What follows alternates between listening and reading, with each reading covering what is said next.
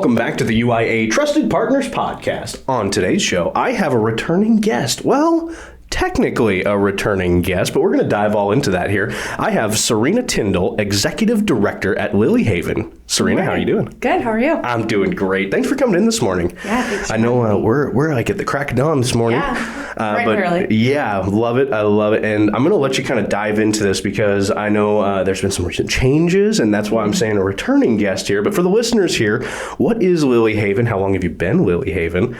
And how long have you been servicing Omaha? Yeah. So Lily Haven was formerly Restored Wings. And so we are an organization that we work with survivors of human trafficking. Mm-hmm. And so the name change, the rebrand has all come with just a shift in the age range that we serve. Oh, and gotcha. So we used to serve primarily adult women, and now we've transitioned into preparing to serve teen girls. And so we just have rebranded so that that messaging is clear, and just to express also that we've gone through changes at an organization level to look at what are we following within our model, training, all sorts of things. So we've really taken the time to evaluate what's best practice and what it looks like to work with youth. And so we wanted to really share that we've shifted. I love that. And so now, I guess, just for the insight for us, what is that age range in mind for those teens that could get help? Yeah. So for us, it's 14 through, we say 18 because in Nebraska, you're not an adult till 19. And so not to 18, but through 18. And that's not to say that if there weren't someone who was younger that we absolutely couldn't serve them.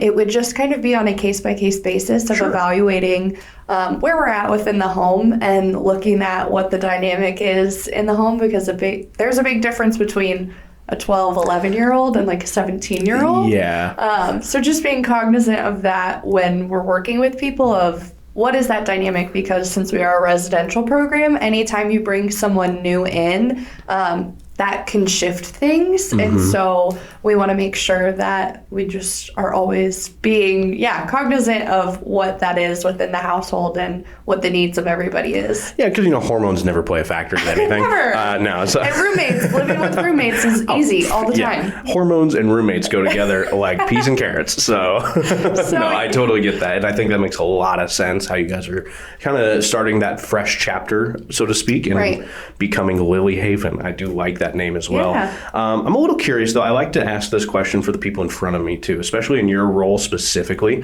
Where did this calling or this drive come from to be into your role? Yeah, kind of a culmination of things. I went to undergrad for human development and family studies, and then I went to school for occupational therapy after that. And so in my time with school, just became passionate about, working with people in general, obviously, but as I learned about different populations and like at-risk youth, I definitely felt myself wanting to be in that space. And then with occupational therapy, I knew I wanted to be more in like a community-based setting, more on the mental health, life skills sides of things. And so my mentor actually from school was the one that kind of introduced all of us to, it was Restored Wings at the time. And so started working there part-time during school.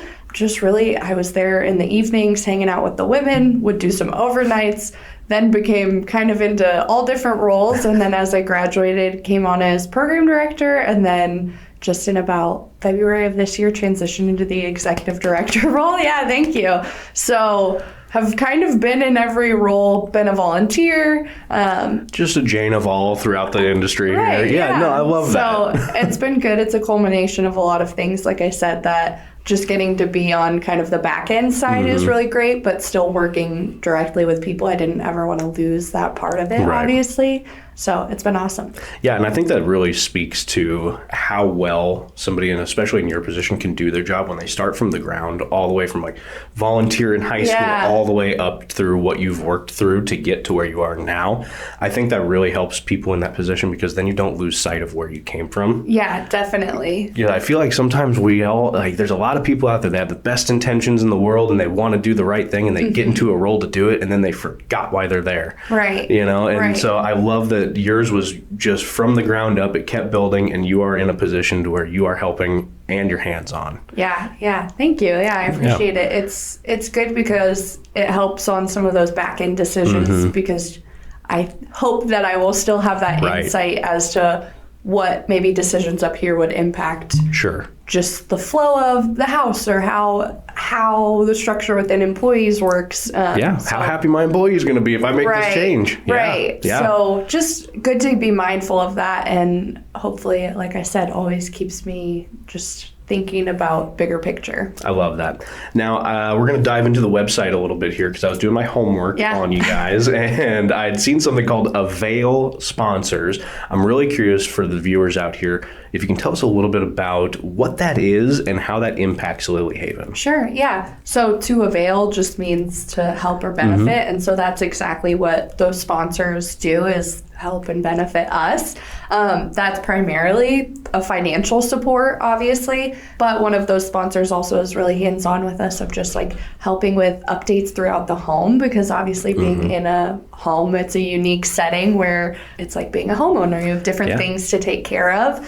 Yeah, people could sponsor at almost any level. It's just that connection with us where, whether it be through finances or through services or time as an organization, that they're really there helping and benefiting us so that we can continue to do the work that we do. I love that. And I think that really is a nice open availability, like you had mentioned, where if you can't support the financial aspect of it, maybe you can support a little time. Yeah. I do love that that's an open option availability here. I think this is a broad question here, but I think this allows you to kind of go into some of the specifics about the Lily Haven home in particular. Can you tell us a little bit about it? Yeah. So it's definitely unique because it's a home, but we work out of it. That's where our programming is out of. It's not like we're going to an office space to provide the programming. Oh, we're not in like 5 just pure gray walls with no windows and sitting there in a circle, sitting there. Not in a basement somewhere. Drinking coffee. Right. So we're in a home. It's really, it's an awesome space. So obviously room for the girls to sleep, their bedrooms. We're hoping that we'll be able to serve up to 6 girls at a time.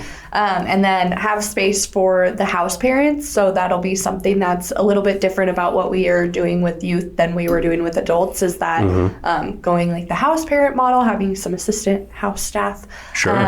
And then we obviously have common space within the house. So your living room, your kitchen, hangout space. But then in our basements where we have our space for like group activities, classes. And then we have like a little sensory room. So a space where they can just go decompress and use different sensory tools to either relax or, whatever it is that they need in that moment. And we also have on site a little, we call it our boutique, where we've received donations. And so have space for them to pick out clothes, socks, shoes, all of the things that maybe they came in with stuff, but it's nice to have things on hand. Not to say that we don't also take them out to get new things, because obviously that's always fun and exciting and people deserve the new things, but it's nice on hand when maybe somebody comes and we're not able to go immediately, that we have those things and they can pick stuff out, and just exciting and feel taken care of. So I love that. And I know it wasn't on my question sheet, but is there any need for any items in that little boutique that you could ask for? Right now, no. Okay. But people can always reach out to us, and if we have space, we'll take it. If not, I always try and then refer out to another nonprofit that I know of that might need it.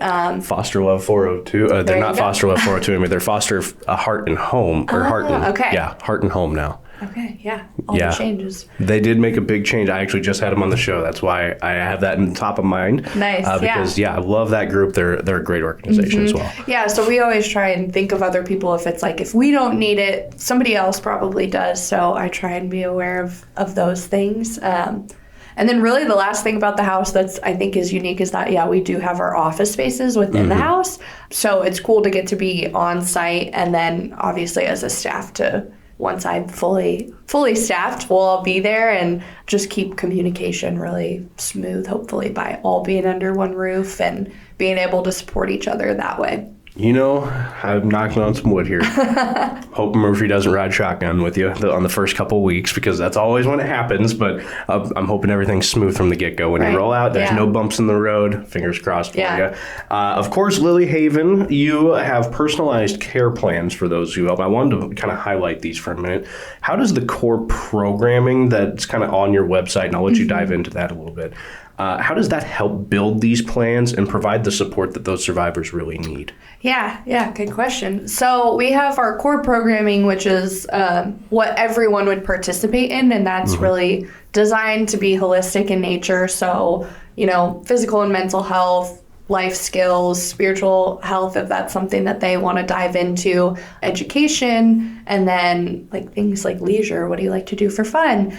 So that's, like I said, everyone would participate in that. That's where maybe there's a group one evening and they're talking about healthy relationship skills, communication, coping skills, things like that. But then those individualized care plans are what's developed with the girl themselves and then the whole team, maybe their parents, maybe if they have an outside caseworker.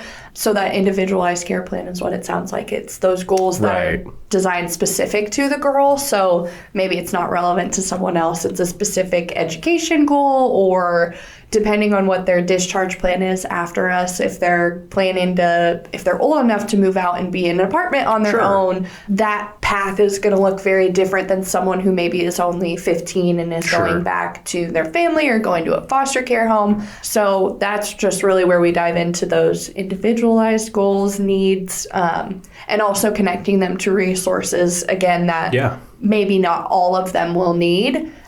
So that's where those two big components of the program. Yeah, no, I love that. And that's why I kind of wanted to set you up on that platform to kind of help the people understand what that's really going to entail when they are going to get this help. Now, one of the things I did love on your website, and I had to point this out, and I'm just going to mention on the show here, was your resources tab. Yeah, you have an entire page of free the best F word you can say, the biggest free page I've seen of resources here.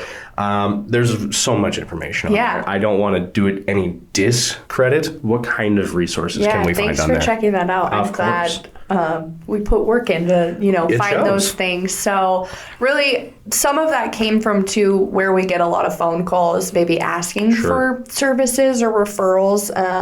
Or sometimes people call and they're not sure what we do. And so I've tried to kind of keep mental notes of, okay, a lot of people call because they're looking for legal help or case management or sometimes rental assistance, different things that maybe they don't know what it is that we exactly do. So I believe there should still be on there some national and local resources. So resources on there just to learn more about human trafficking in general, because there's so many out there. And then resources for survivors themselves, or it doesn't even have to be survivors of human trafficking. Maybe it's some resources for low-income folks or people who need a food bank or things like that. So combination of things there. Under the national resources, there should be a couple pages for referrals of networks that can send a referral to programs like ours across the nation. And if they have a bed open, make those connections. So we've tried to keep it up to date, but we do what we can. So. Got to keep on top of it, but you guys do a great job of it. Thanks. It's very well put together, so it's definitely worth checking out. Of course, while we're talking in this interview, it's right below us in the description. All you got to do is click that link and you're right there. Now, something else great on your website that I had to point out, because I think this is honestly, it's a great article. I recommend that people go read this, first of all. But you have blogs on your website. Yeah. Yep. So I was blown away by the recent article on there, and it was titled, Nebraska, a High-Risk Area for Human Trafficking. I'm going to read that again in case you thought I mispronounced anything. Nebraska, a high-risk area for human trafficking. I'm a little curious, in your opinion, why Nebraskans have the belief or maybe the thought that we're safe. Yeah, I mean, it's a great question too.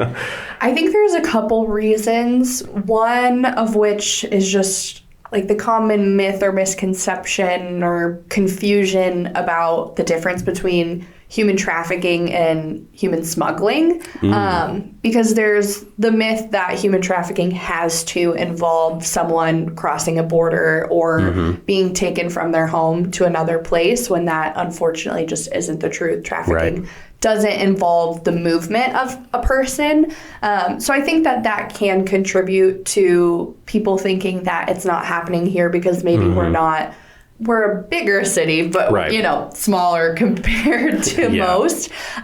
So I think there's that misconception of, okay, well, we're not a huge city. We're not in California, Texas, Florida, New York, all of those big places where there's a lot of movement in and out. We can't have those big bad things happen to us. Right. Yeah. And so I think, too, there's just like the positive belief of we have a really good community and people really look out for each other, which is true. But at the same time, that doesn't mean that it's not happening. There's always a couple of rotten apples in the orchard. Right. Yeah. Right. And so as good as any community can be, it's still, a potential for happening, especially when it can happen, through social media. And it's such a relational thing that people can build relationships anywhere, which means it can be exploited upon. So Yep, I 100% agree. And I think just to add my 2 cents into it, I grew up in Taylor, Nebraska, which is a village out in the Sandhills. Graduating class was 10 people, counting myself Wow. and a foreign exchange student. So, you minus 2 out of that. And wow. yeah, so very, very small and literally more animals than people. Yeah. But I remember anything that would ever happen through that town, if it was somebody was speeding through town and the cop was chasing them, everybody knew about it. Right. But then you kind of have that echo chamber, like what you were talking about, where that's about all that ever happened. So that's all we ever really think is the worst that's going to happen. So I think to our own discredit, we get complacent with a lot of safety that we do have around us. Right. And so then we kind of ignore what could be obvious signs. Yeah, So definitely. I think that article, again, Nebraska, a high-risk area for human trafficking on Lily Haven website. Link in the description, of course. Go click it. Go read it. It's a fantastic read and really kind of puts things into perspective for a lot of things. Yeah. Now, on to not so serious of a subject at this point in time is social media. Yeah. We can't get too serious about social media. But I do want to ask, where can we find Lily Haven on social media so we can go follow? Yeah, Facebook, Instagram, LinkedIn. Those are our big 3 right now. The big 3. Yep. Plus, Yep. that's where we typically post our podcasts anyway. Yeah, so right. if you're already following the show, you're already going to be seeing Lily Haven on there.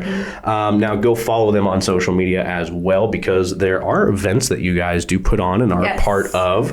What are some that are coming up that we can get involved with? Yeah, so we have a series going on. It's called Voices in Bloom. And so that is focusing on the 3 pillars of anti-trafficking that's widely recognized across a bunch of different spheres. And so those 3 pillars are prevention, prosecution, and protection. So we recently had an event in June that was the prevention event where Stephanie Wilson of the Set Me Free Project spoke. And obviously their whole thing is prevention education. So that was awesome. And then our next event will be October 22nd. Our speaker will be announced soon, but that one will be focused on the prosecution. And so if you weren't able to make it to the last one, there will still definitely be a majority of the time spent on what is trafficking, so that people just continue to feel equipped to understand what the problem is, but then they'll dig a little bit deeper into, what does prosecution look like, because it's a big process. And when you talk about human trafficking, the numbers you might see reflected on what one website might be different than another. And that's not because one is wrong, Right. But it's just very difficult to track. It takes a long time, and there's a lot of different reporting and things like that. And so a lot of compliance as well, because you can't say somebody's on this list and they're not supposed to be on there, kind of thing. Right. And as far as prosecution goes, that's just such a long process. So I'm excited for our supporters to come learn a little bit more about that and just what exists in our community, because there's some really great partnerships and people doing some really great work. So I'm excited for them to kind of highlight what's happening in the community on that end. Yeah, I'm excited for it. Can you believe we're already getting towards the fall here? No. So we've got that event, and then we'll have another event in November that one of our supporters is going to host kind of a storytelling event focused on some stories of overcoming and just more inspirational night. So we'll be posting more of that within the coming month or so. And social media is probably one of the best ways to stay up to date on that, or on our website, we have a link that they can subscribe to the newsletter. I love that. Of course, all that is right in the description. You can ease of access. You're right there to it. So thanks again for promoting some of those events coming up. plenty of time to get them circled on your calendar, so we expect to see you out there. For those of us, though, who don't ever get to kind of peek behind your curtain, because we always have those mythical curtains that we work behind. But for those of us, I should say, who don't get to see behind it, what is part of the job, especially in your role, that you feel just doesn't get that spotlight or maybe just the appreciation that it really should? The collaboration that goes on between, it doesn't all have to be nonprofits, but I would say nonprofits and then people in like the anti-trafficking work, the collaboration that goes on and the community awareness that people have to have within their roles. Because if we can't do it, we want to be really aware of somebody who can, and not reinventing the wheel and just having those good partnerships. But that definitely takes a lot of work to be aware of all of those things and kind of look outside of your day-to-day and not put anything past yourself of like, oh, that's not my job. So I think it's just that knowledge and awareness and the time that it takes to put in to really plug into what exists in the community. So I like that. I think that's a great answer for that too, especially because when you're in that executive director kind of space, sometimes it's just, there's a lot of odds and ends, you know? Yeah. I love that part of learning. I mean, there's so many things that I didn't think I'd be learning, but I love that it keeps every day different and that I get to kind of dabble in a lot of different areas. I like that. I'm kind of the same way. That's why I like business insurance. Right. And I get to dabble with different industries and see what I can do for them. So I do love that. So we can share that in common on this one. Now, of course, it's not always sunshine and rainbows when it comes to industries, let alone nonprofits themselves. And especially one in your line of work here, what is one of those biggest challenges or maybe just obstacles that you've either had to overcome for the organization itself or for the people that you're serving? Yeah, I think helping people understand that like healing in the rehabilitative process that people go through isn't linear, and that it takes time, especially when you're looking at kind of the systemic barriers or where people are coming from, that it takes a lot of time to reach stability. So not, financial, mental health, physical health. It just takes a lot of time. And so when we're trying to serve people to the best of our abilities, it's not something that is here's our 6-month program. You're going to complete it and you're going to have these perfect outcomes. And here's the yellow brick road. Right. So I think it's helping people to understand, helping funders understand that grants that we apply for, and then also just to be able to plug into the resources that exist so that those resources are surrounding the person when they leave. And just, again, the idea that healing isn't linear. So it's just going to take time and it doesn't always look the same person to person. And so that variability can be hard for people to understand when it's not their day-to-day. Yeah, I always, just as something I kind of do as a mental trick for myself, is I can pair, being well overall, being, healthily well, mentally well, everything like that. I compare it to climbing a rope. There's always the one kid in gym class who's going to be up and down, up and down, up and down. He can do it all day long, or she can do it all day long.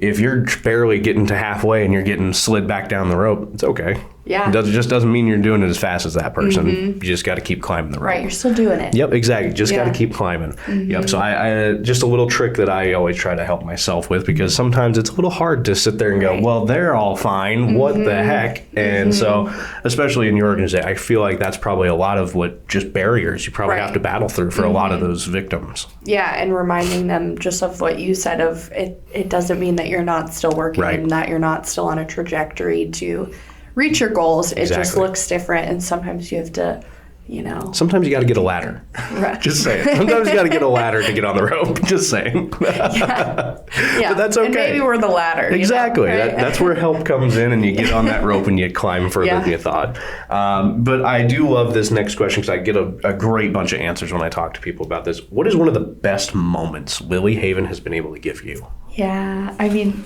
a lot. Obviously, just working with the people that we've worked with in the past, seeing them grow, and oddly enough, like seeing them experience hard things even after they're out of our program, because you get to see them use their skills and like fall back on their support system that maybe they didn't have. Yeah. And kind of remind them like, oh, look at what you're doing now, that like you're working through a problem that maybe when I met you 6 months ago or a year ago, you wouldn't have necessarily known what to do, or maybe the way you would have coped with it wouldn't have been the healthiest. Right.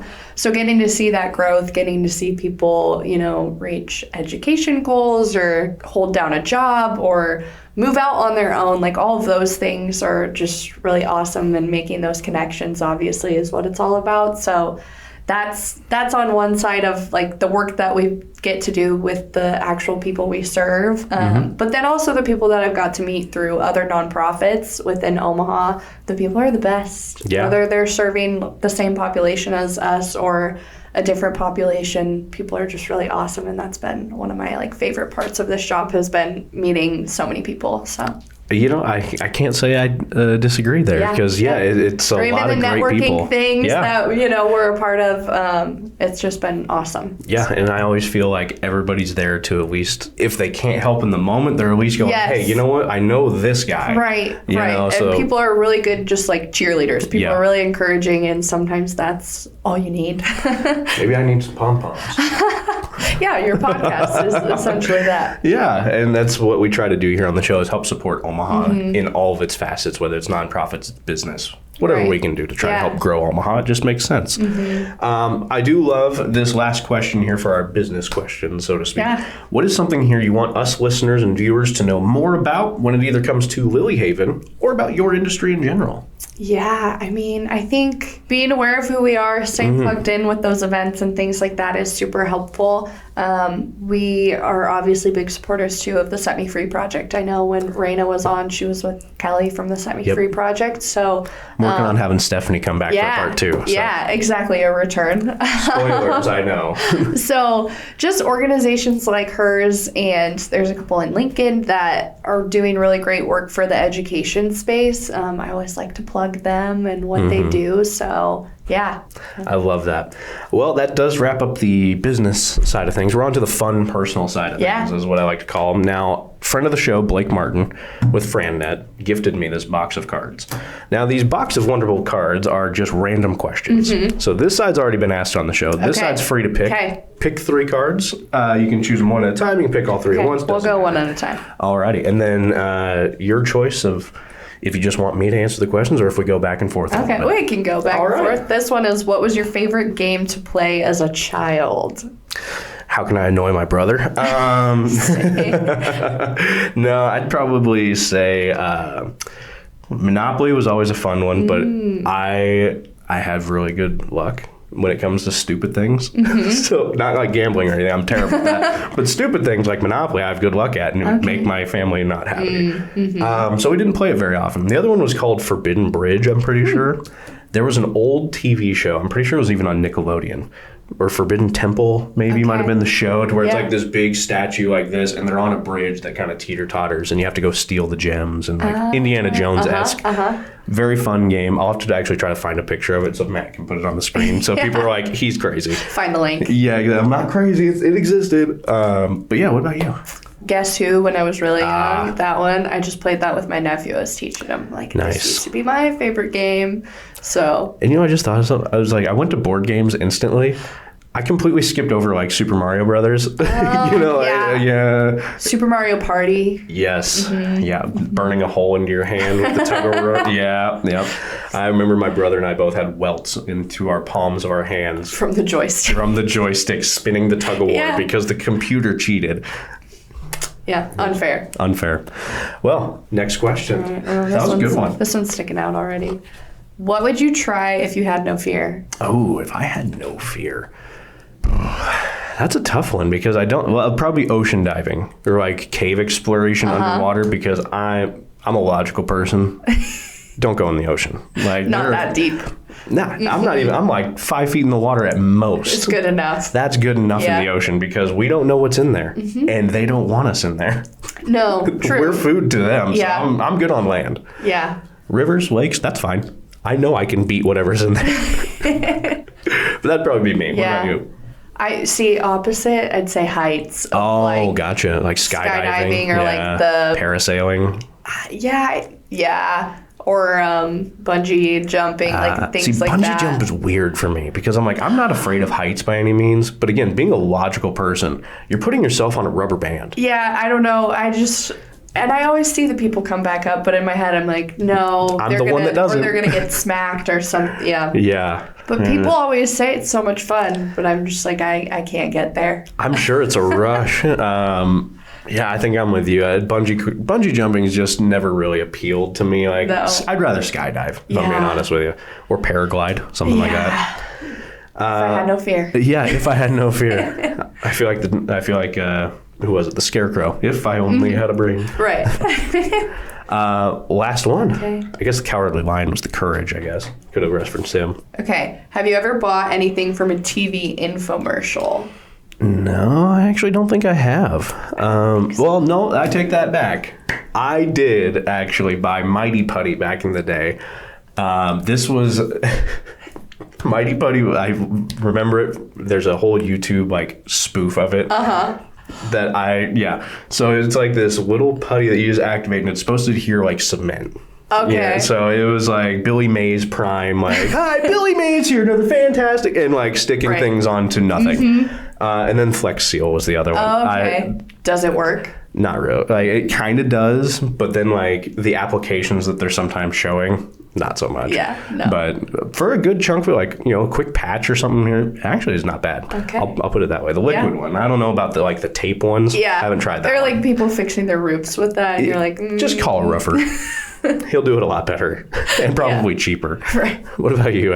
I'm like, were Chia Pets on? Does that feel like count they as gotta like an be, right? infomercial?